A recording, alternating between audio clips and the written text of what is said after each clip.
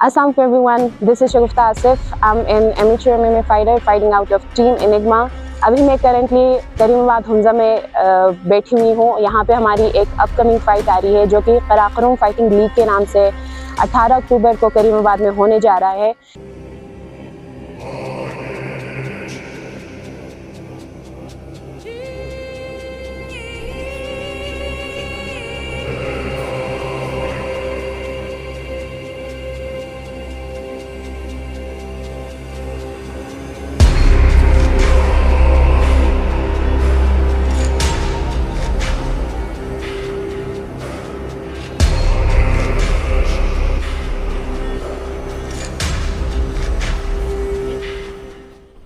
मेरी आप तमाम से गुजारिश है कि इस इवेंट को मज़ीद कामयाब बनाने के लिए आप यहाँ पे आएँ, हमें चीयर अप करें, specially for your local fighters. और ये इवेंट जो है 18 अक्टूबर को पोलो ग्राउंड में होगा, शाम 4 बजे शुरू होगा।